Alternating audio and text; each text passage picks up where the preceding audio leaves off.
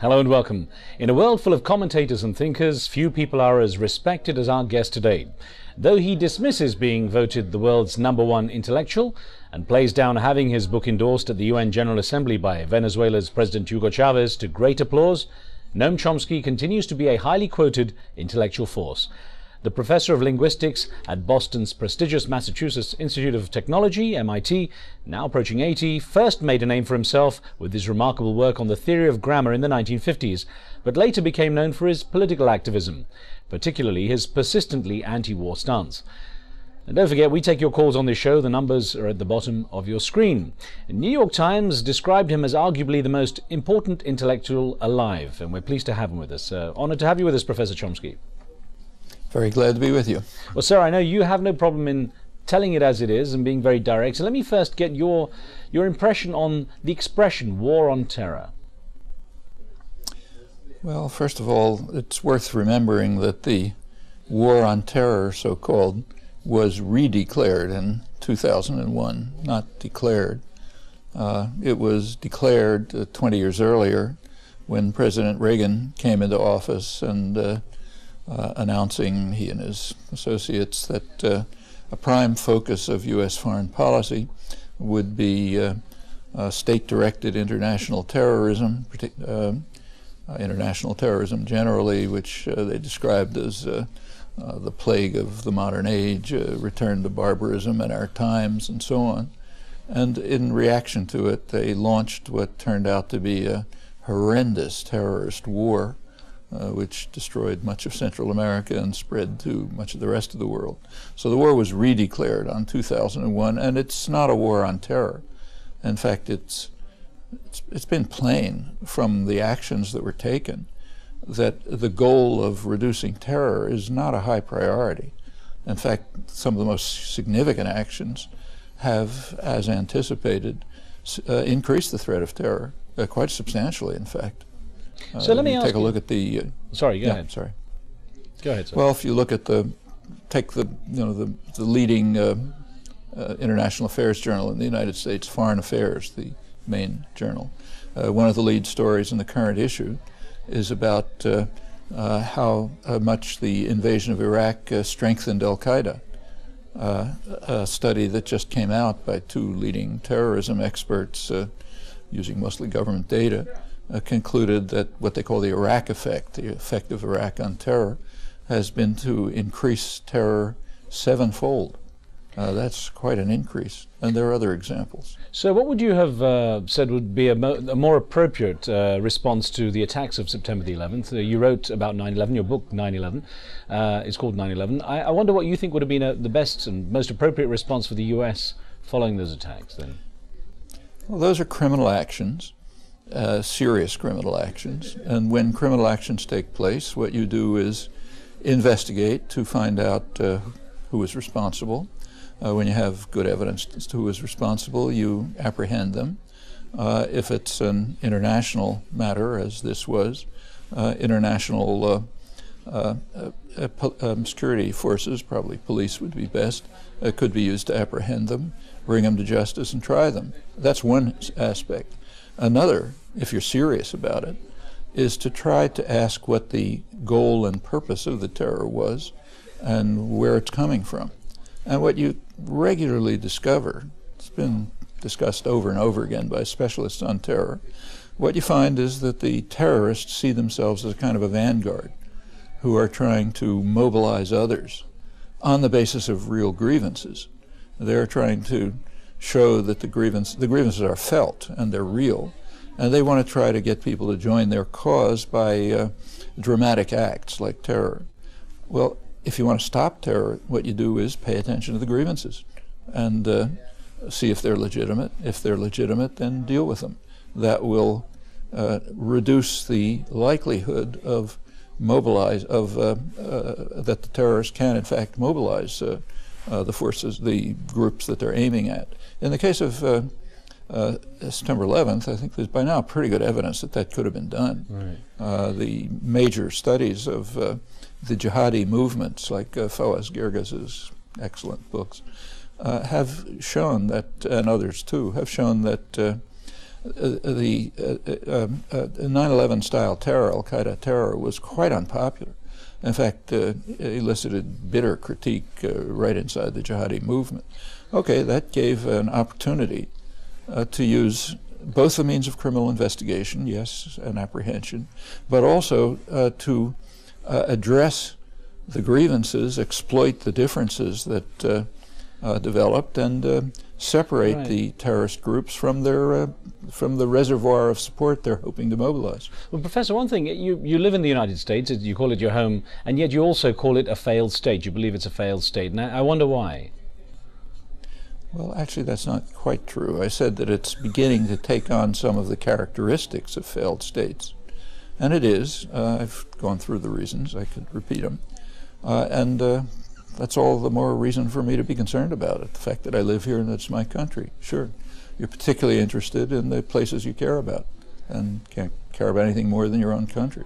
Now, interestingly enough, in your recent book, Perilous Power, The Middle East and U.S. Foreign Policy, which you co-authored with Gilbert Achcar, you both support the idea that a major deterrent to democracy, especially in a place like the Middle East, is that the United States is actually opposed to it, which sort of contradicts the U.S. statements that come out of the government that say we are trying to promote democracy around the world.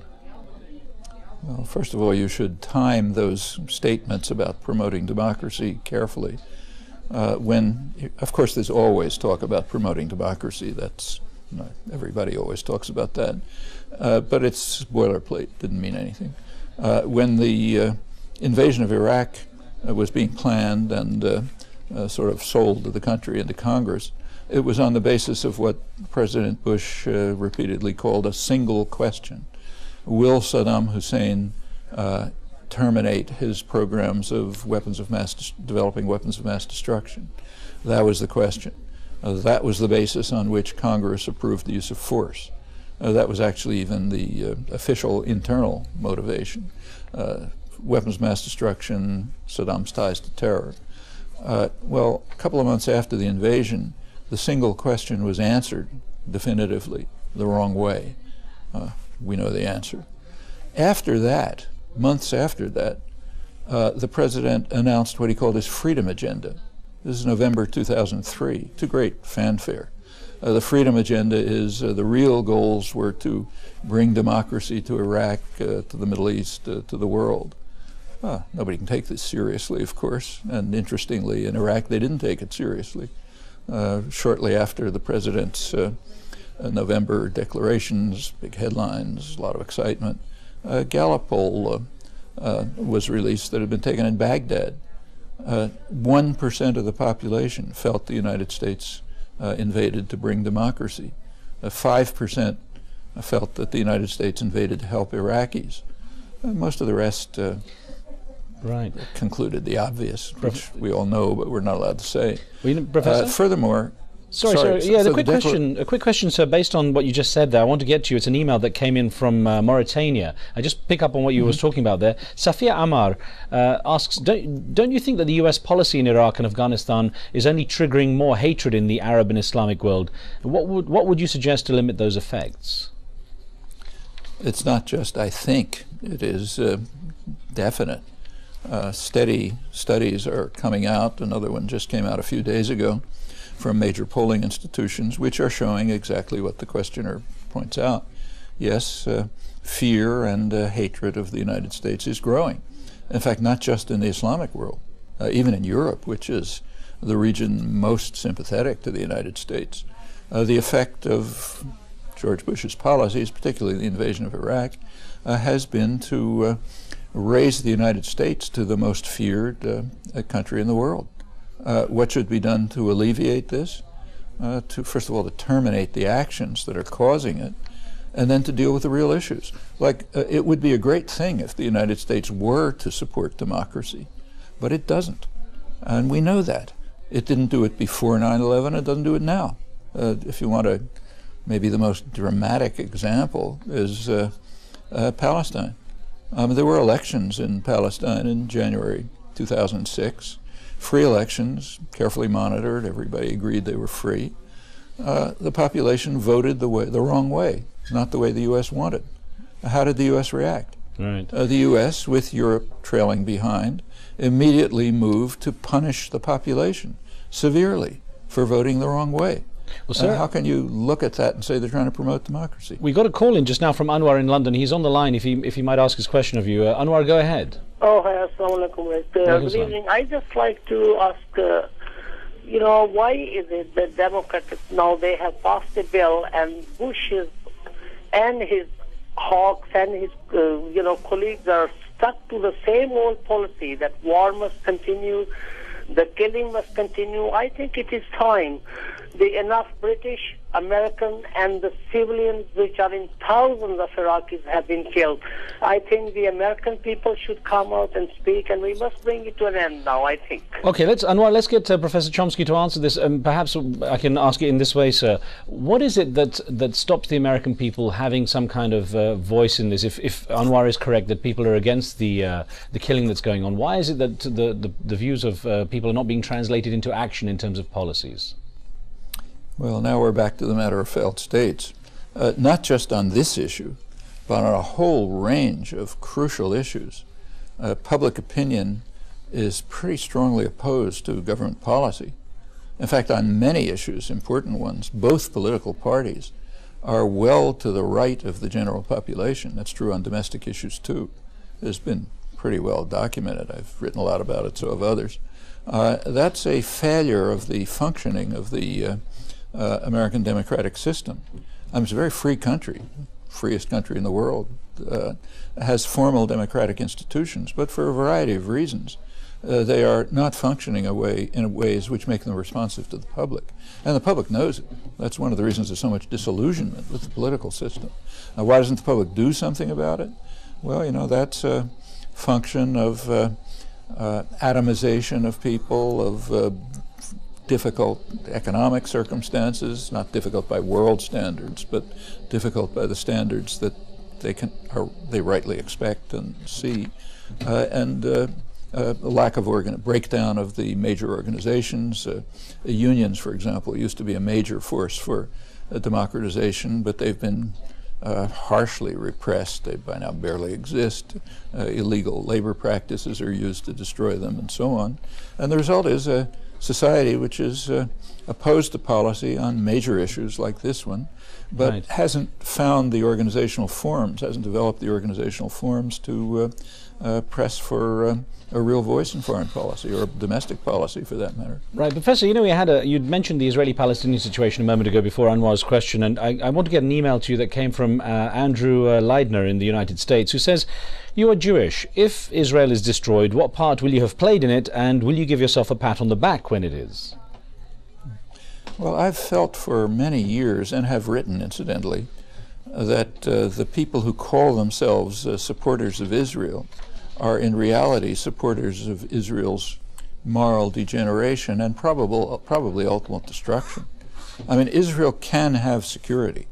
In fact, that's been true for over 30 years. It has chosen instead expansion at the cost of security. I can go through the reasons if you want to know. Probably we're short on details, time and a couple of callers waiting, so yeah. better to... Okay, but that means that, I agree with my Israeli friends who think that the policies they're taking are extremely first of all, wrong, but also self-destructive, and that if they do pursue security and peace instead of expansion and oppression, their prospects are very much improved. Naveed's on the line from London. Naveed, what would you like to ask Professor Chomsky? Hi, Mr. Chomsky. I'm a great fan of yours. I have two questions to ask you. The first one is basically the UK government and the US government have this term war on terror. A lot of people have equated the term war on terror to a war on Islam, but this has been denied by George Bush, Mr. Blair. If there was to be a war on Islam, what would it be like, and what would one be? So if someone was to implement a war on Islam, right, what would that be, and the difference between that and this? And my second question really is, I've read a lot of your articles. As I said, I'm a big fan, and I would like to, as a Muslim, invite you to Islam. But just to say, feel free to read as many books. as possible. Naveed, okay, we've got less than a minute now for Professor Chomsky to ask. Apart from the offer to convert to Islam, Professor, you have the question about what would a war against Islam be like if it was to take place? Very briefly, sir. War on Islam would be, Third World War, might bring the species to an end. But the United States is not engaged in a war against Islam. George Bush is correct. It's, for example, that the oldest and most valued ally of the United States in the region is Saudi Arabia, because that's where most of the oil is. It happens to be an extreme Islamic fundamentalist state. In the 1980s, during the first so-called war on terror, the United States, the government, was fighting a war largely, to a large extent, against the Catholic Church, which was sponsoring liberation theology. Professor, I have to forgive you for interrupting, and forgive me for interrupting, and ask you to come back sometime soon to join us on more debate, but thank you very much for being with us for now. Thank you.